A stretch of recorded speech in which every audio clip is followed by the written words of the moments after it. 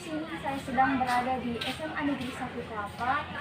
Nah, perkenalkan nama saya Tia Agustari. Saya sebagai pembawa berita pada hari ini. Nah, di samping kanan saya di sini ada Intan. Dia sebagai pewawancara yang akan mewawancarai narasumber kita nanti. Dan di sebelahnya lagi ada Rizky. Dia sebagai pewawancara kedua narasumber kita nanti. Nah, sini saya sedang bersama narasumber kita pada hari ini, yaitu Bapak Raka Pradana selaku guru geografi di SMA Negeri 1 Kelapa. Kak, apakah dengan proses pembelajaran dari rumah atau daring, siswa dapat lebih mudah memahami materi yang disampaikan oleh guru? Sebenarnya kalau kita bandingkan antara belajar daring dengan luring, Bapak pernah mendengar pendapat dari teman-teman kalian bahwa lebih banyak yang mudah memahami materi itu kalau ketika kita belajar dengan tatap muka secara langsung. Apabila kita tidak mengerti, kita langsung bisa bertanya dengan guru di sana. Apabila kalau kita belajar daring itu ada banyak yang perlu kita persiapkan. Perlu yang namanya konsistensi daripada siswa ya.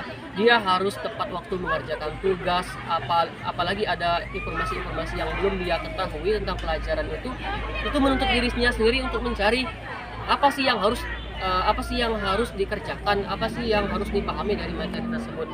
Jadi jika ditanya lebih mudah belajar daring atau luring, Bapak secara pribadi menyampaikan bahwa kayaknya lebih mudah belajar secara luring atau tatap muka secara langsung.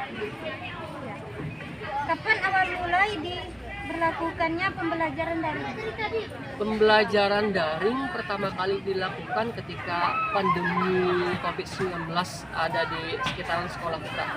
Karena dengan belajar daring itu kan kita bisa menunda persebaran virus. Ini merupakan kondisi yang paling tepat di kondisi virus yang menyebar di wilayah sekolah kita. Ya. Di mana tempat biasanya guru memberikan tugas daring? Apakah di sekolah, rumah, atau tempat lainnya? Untuk memberi tugas daring, biasanya guru memberikan tugas di rumah, sekolah, atau tempat yang lainnya. Itu fleksibel tergantung guru tersebut. Misalnya, Bapak nih kalau di rumah sinyalnya agak kurang, jadi ketika memberi materi itu datang ke sekolah. Begitupun dengan guru yang lain, misalnya ibu-ibu nih, kalau dia memberikan tugas di rumah, kemungkinan akan susah apabila dia sudah punya anaknya akan mengganggu proses belajar mengajar. Nah, ibu tersebut datang ke sekolah, jadi fleksibel tergantung dengan kondisi dan situasi dari guru tersebut. 3. Baiklah, saya akan melanjutkan pertanyaannya. Mengapa siswa sering tidak mengerjakan tugas daring yang diberikan oleh guru? Mengapa siswa tidak sering mengerjakan tugas? Pertanyaan ini seharusnya ditanyakan kepada siswa sih, kenapa sering tidak mengerjakan tugas.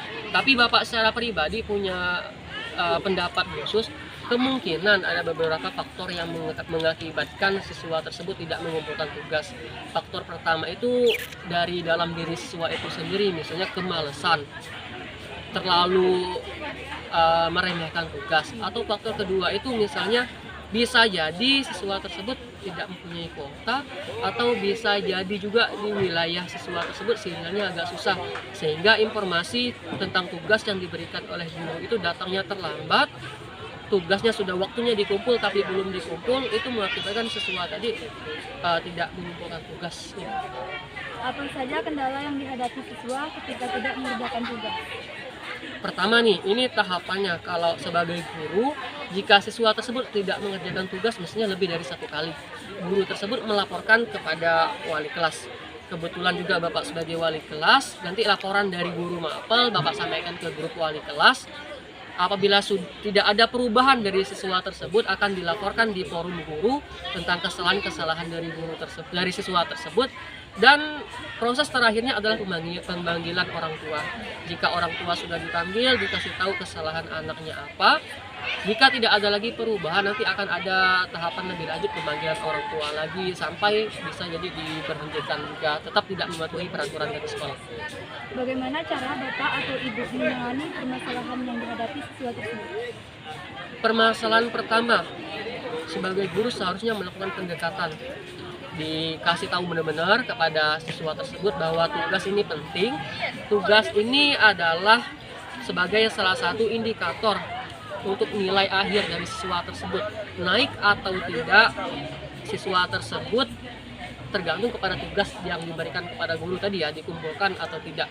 Kalau siswa tersebut rajin mengumpulkan tugas dari guru, itu akan mulus perjalanannya sampai naik ke kelas.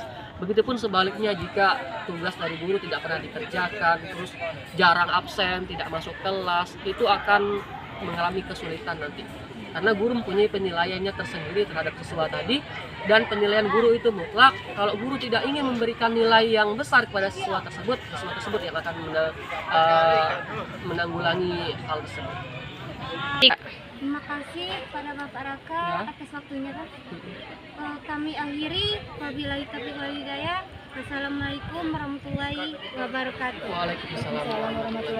Nah, sekian wawancara kita pada hari ini. Saya selaku pembawa berita Tiara Agustani izin pamit.